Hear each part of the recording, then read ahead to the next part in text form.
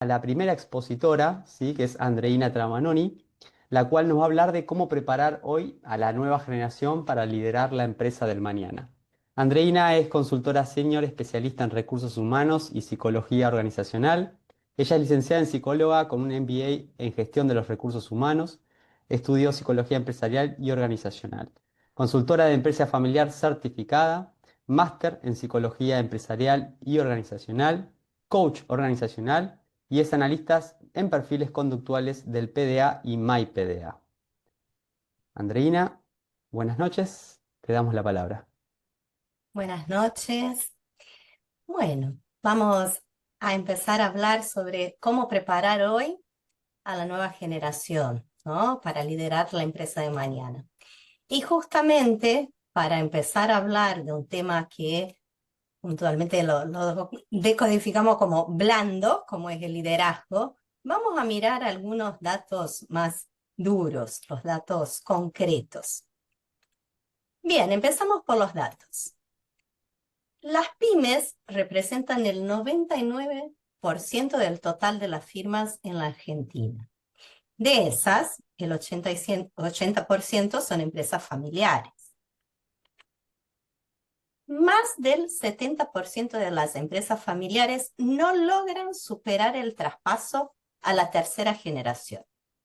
Bueno, hasta ahí ustedes me van a decir, no me contás nada nuevo, Andreina, eso ya lo sabemos. Bien, pero vamos a seguir mirando datos, esos que tenemos que saber para tomar decisiones.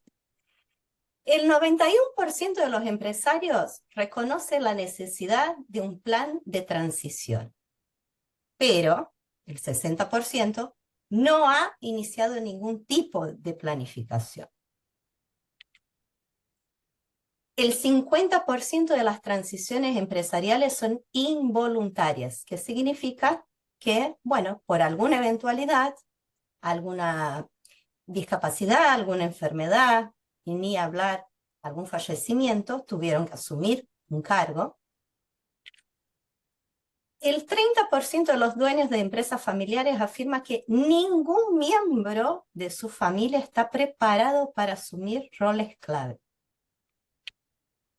El 24% nunca ha discutido la continuidad del negocio con su entorno familiar. Y solo el 16% de las empresas familiares tienen un plan de transición definido. Bueno, son datos que asombran, llaman la atención. Entonces, por eso elegí trabajar esa temática hoy. Y empecemos por entender qué es liderar una empresa familiar. A mí me gusta empezar por el descarte, ¿no? Que no es, porque tenemos muchos modelos mentales asumidos. Primero, no es heredar un cargo por apellido. O sea, no es un título de nobleza, porque tengo el apellido, bueno, soy líder. No. Tampoco es ser el próximo gerente general o estar arriba en la cúspide de la pirámide organizacional, ¿sí? Liderar es un tema mucho más amplio. No es mandar por tener poder, porque yo soy portador de apellido, puedo salir liderando o dando órdenes, que a veces se confunde el criterio.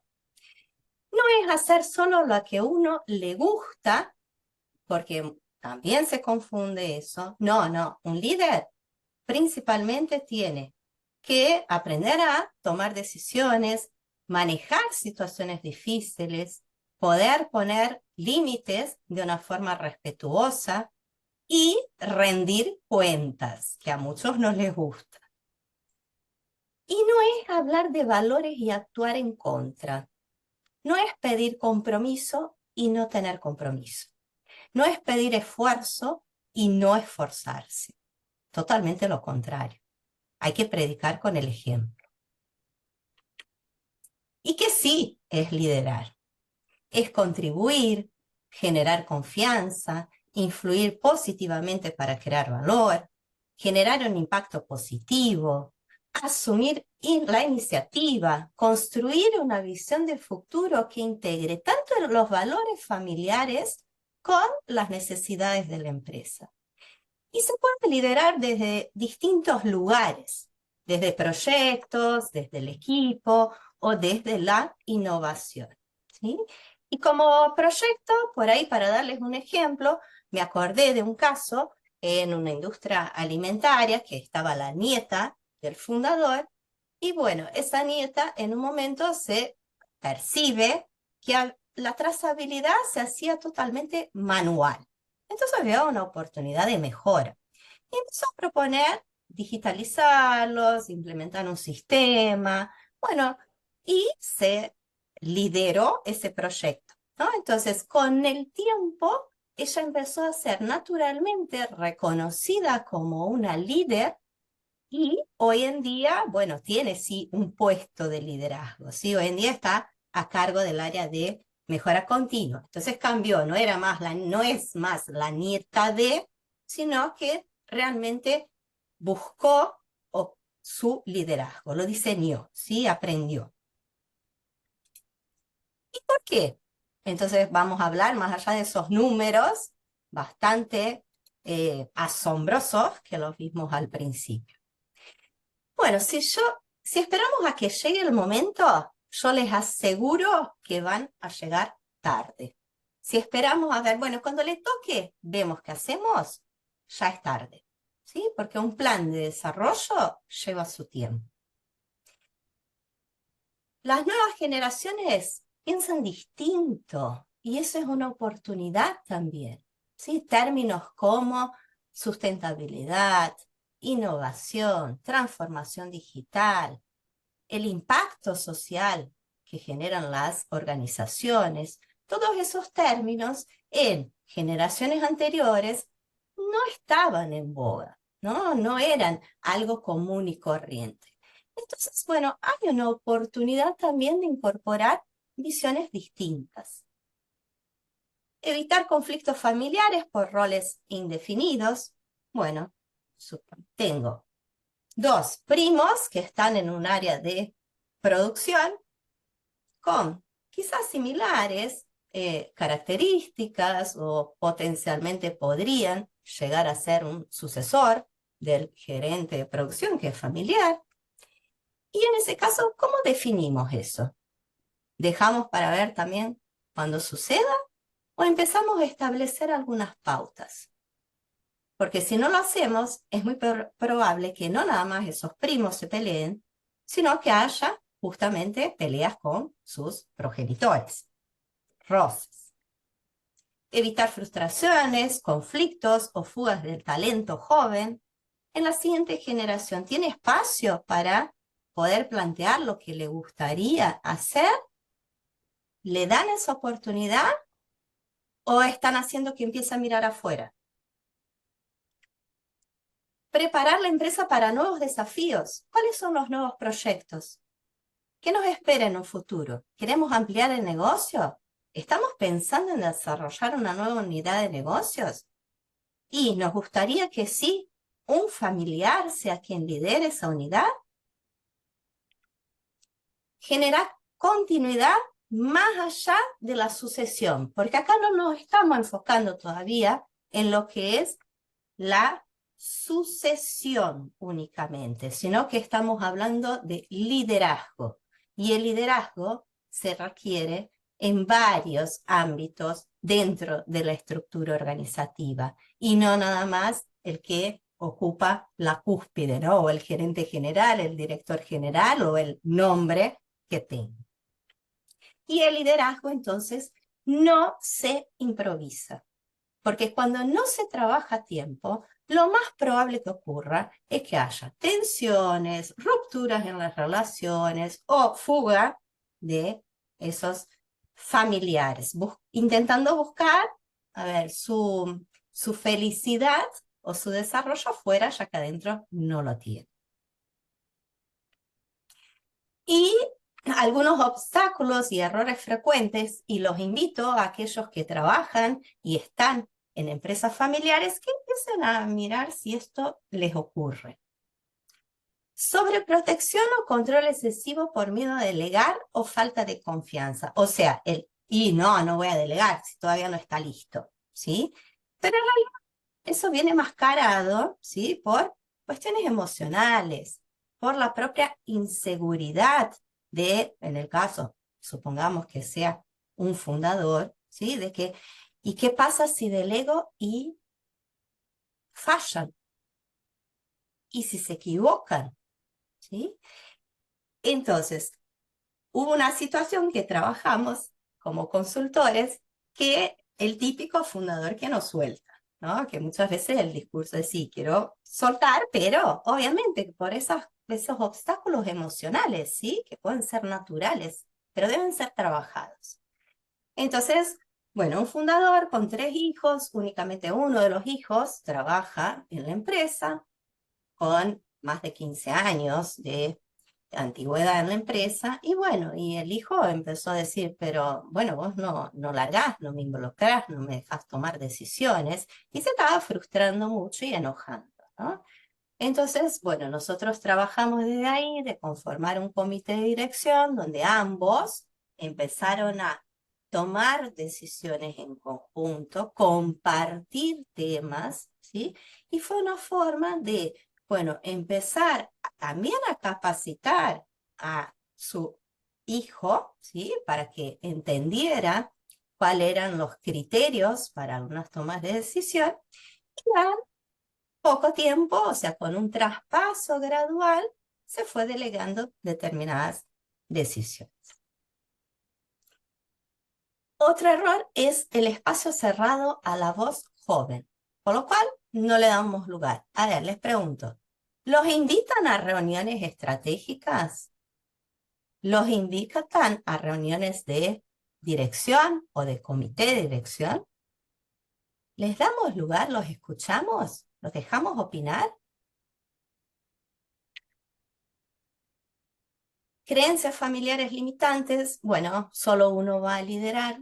Y en realidad no es así. Como vimos, el rol de líder puede ocupar varios lugares dentro de la estructura organizativa. Y acá les cuento un método también que implementamos en TAPS y que es novedoso, no es muy común de encontrar, pero cada vez vemos que hay empresas familiares que lo van adoptando, ¿no? Como siempre decimos, yo voy a usar el término gerente general como un término amplio, ¿sí? Bueno, pero acá lo que sucede en algunos casos es que se arma una gerencia general colaborativa. ¿Qué significa? Que no está conformada nada más por un hijo o hija, sino que, bueno, supongamos tenemos un hijo, que fue un caso real, un hijo dentro del área responsable del área productiva, una hija abocada al área de administración, y bueno, cuando ese fundador decide, bueno, yo no quiero más estar en la gestión, me quiero correr, ellos se unieron para formar la gerencia general colaborativa. Y todas las decisiones estratégicas e importantes pasan por los dos, son consensuadas. Bueno, y tenemos muy buenos resultados con ese modelo, siempre y cuando haya armonía en las relaciones, ¿no? Si no, eso hay que tratar antes. Falta de espacio para decidir o equivocarse. Nosotros aprendemos de los errores, ¿sí? Saber y sabor o saborear tienen la misma raíz etimológica. Entonces yo sé algo cuando lo saboreo, cuando lo incorporo. A partir de ahí es que aprendo. No voy a aprender porque alguien nada más me dice lo que yo tengo que hacer. Lo tengo que probar, lo tengo que saborear. Falta de un plan de desarrollo profesionalizado, individualizado. Eso significa no se arma un plan, ¿sí? Para el desarrollo de la siguiente generación, sino que dejamos a ver qué pasa, que se vaya forjando solo. Confundir herencia con liderazgo, nuevamente, no es porque yo soy hijo de que ya estoy listo, no garantiza nada. Podés ser heredero, pero no significa que seas líder. No hablar de lo difícil, ¿sí? La sucesión, en este caso sí, del traspaso, del mando es una de las conversaciones más difíciles en la empresa familiar. Y no hablar a tiempo y empezar tarde, o empezar cuando la necesidad ya está, ya sucedió, como comenté anteriormente, algunos eventos que pueden suceder, como algo muy crítico, un fallecimiento, por ejemplo. Bueno, ¿y qué recomiendo entonces como acciones para desarrollar el liderazgo en las generaciones más jóvenes? Primero, asignar desafíos reales, no solo tareas operativas. No se trata de mantenerlo entretenido, se trata de realmente dejar que él se pruebe. ¿Hay un nuevo proyecto? ¿Hay un proyecto desafiante que pueda liderar? ¿Sí? ¿Se puede probar en eso? Definir un plan de desarrollo personalizado. Bueno, ¿qué requiere ese joven de siguiente generación para poder liderar? Y acá se debe definir un plan de desarrollo por escrito, ¿sí? ¿Cuáles son los objetivos? ¿Tiene que formarse en algo, adquirir algún conocimiento? ¿Tiene que desarrollar alguna habilidad? Dar lugar a la voz joven en espacios de decisión, ¿sí? Como dije, invitarlos a esas reuniones estratégicas, formar en habilidades blandas, porque el líder no nada más tiene que saber de gestión y negocios, sino que justamente tiene que saber liderar personas, ¿sí? Tomar decisiones, negociar, persuadir, son habilidades blandas. Crear redes con otras empresas familiares o espacios de liderazgo joven.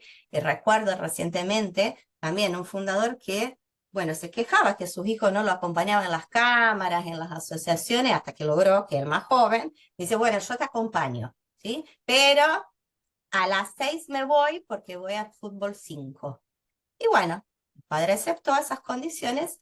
Bueno, ¿y qué pasó? Pasó que el joven no se fue, sino que se quedó hasta el final y le encantó, ¿sí? Le encantó estar en ese espacio con otros empresarios y escuchando innovaciones que había en otras empresas del mismo rubro. Asignar un mentor que puede ser familiar o no familiar. Si es familiar, alguien que no sea ni su padre ni su madre, y recordar que el mentor es un guía, no es alguien que lo está evaluando, es alguien que le va a dar tips, herramientas, ¿sí? Bueno, la voz de la experiencia también, ¿sí? Y generar experiencias fuera del terreno seguro. ¿Qué significa eso? Fuera de la empresa familiar. Y entender que si un joven viene y dice, yo me voy, quiero trabajar en una multinacional, no es una traición, ¿sí? Sino que puede ser un espacio de formación y que cuando vuelva pueda traer mejores prácticas, ¿sí? O mejor forma de gestionar la empresa e ideas novedosas. Y bueno, ya que venimos hablando del puente intergeneracional de traspaso de liderazgo, acá les muestro una imagen que me parece que simboliza eso, que esta obra se llama Construyendo Puentes y es de Lorenzo Quinn y fue presentada en el Bienal de Venecia en 2019. Y lo que simboliza es justamente cómo las personas pueden superar sus diferencias para construir un mundo mejor. Y yo acá lo llevo para construir una empresa mejor. Lo asocio a eso. Entonces, el traspaso no es un relevo automático, es una construcción conjunta, hay un ida y vuelta, hay un diálogo y un plan con reglas, tiempos, roles claros. ¿Y qué debiera hacer la generación saliente? Dejar espacio sin desaparecer. El fundador no desaparece, cambia de rol. Transmitir sin controlar, sin hacer micromanagement, dar autonomía. Acompañar sin condicionar. Mira, esto se hace así. No, no siempre.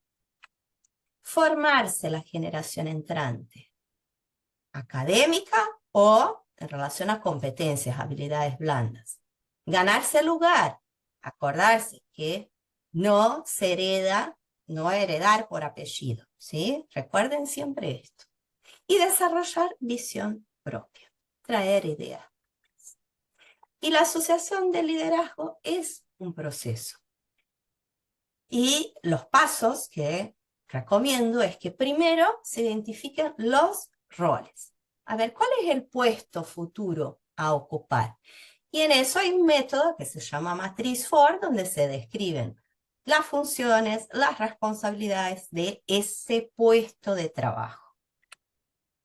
Después, identificar quiénes podrían ser esos futuros líderes y qué competencias tienen hoy. A ver cuál es la brecha. Esa brecha dentro de el rol futuro y lo que la persona es hoy es lo que los permite armar un plan de desarrollo individual, ¿sí? Que puede, nuevamente, una formación académica, un coach, ¿sí? Que lo acompaña de habilidades blandas. Después se establece un traspaso gradual de responsabilidades con indicadores claros. Bueno, esta responsabilidad, ¿para cuándo se la puedo? Espero que esa persona realmente asuma totalmente la responsabilidad. Y luego seguimiento y evaluación, ¿sí? Entonces, yo acá me gustaría dejar algunas reflexiones, principalmente para los que hoy están en empresas familiares, sea ocupando el rol que sea. ¿Están preparando a la siguiente generación o simplemente esperando que llegue?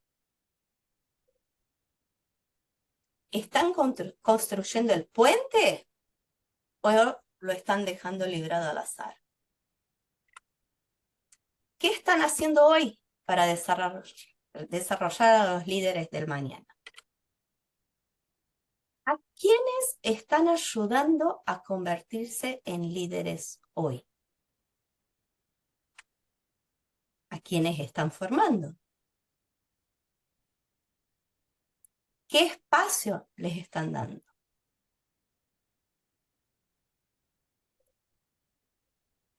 Bueno, y el futuro de la empresa familiar no depende solo de quién hereda un lugar, y sino de cómo desarrollamos hoy el liderazgo de las nuevas generaciones.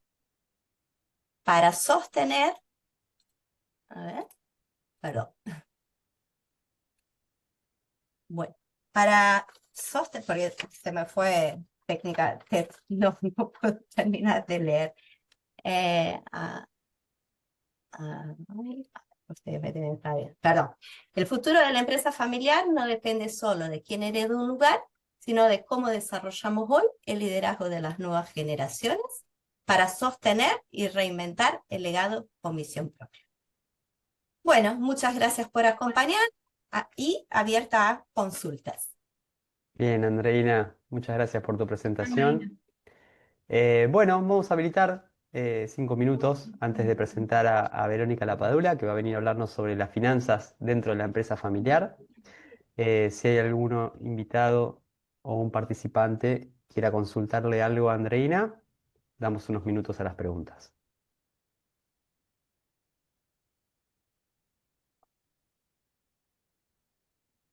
Mientras les comento que van a recibir una encuesta, ¿sí?